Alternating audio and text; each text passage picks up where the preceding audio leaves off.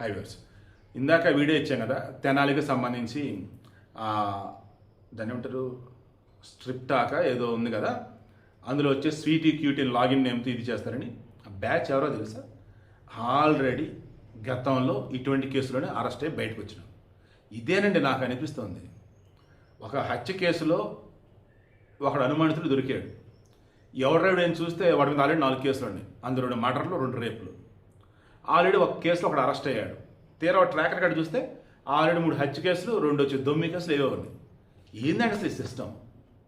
ఇప్పుడు ఈ తెనాలిలో ఓ అత్త, ఓ పిన్ని, కొడుకు, తర్వాత ఒక కోడలు. నిన్న మాట్లాడు 3 ఆడవాళ్ళని, ఒక మగవాడు ఉన్నాడని. ఎవరి మగవాడు అంటే మొగుడు. పోలీసులు అదుపులోకి తీసుకున్న తర్వాత క్రాస్ చెక్ చేస్తూ పోయినప్పుడు వీళ్ళంతా ఒకే ఫ్యామిలీ. విజయవాడలో ఉన్న గ్యాంగ్ అక్కడ దొరికిన తర్వాత ఇక్కడ నుంచి మకాం మార్చారు. 6 నెలల క్రితం తెనాలిలో చెంచిపేటకు వచ్చారు.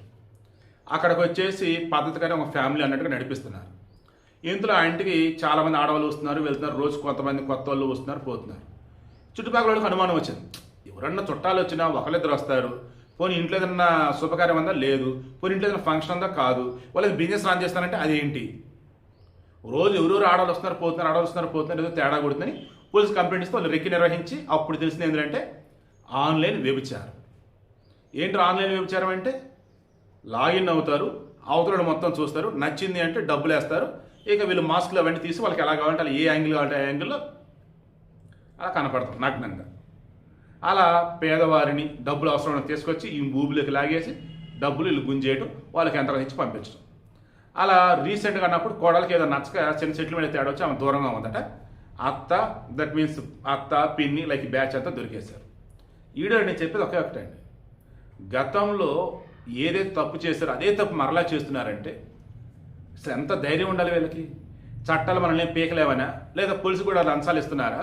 లేదన్నప్పుడు లూప్ హోల్స్ తెలుసా? నిజంగా మన దేశంలో మాత్రం ఇవన్నీ సాధ్యమండి. ఒకే తప్పు రిపీట్ శిక్ష పడదు. పడినా బెయిల్ మీద ఉన్న వాళ్ళ ఇష్టం.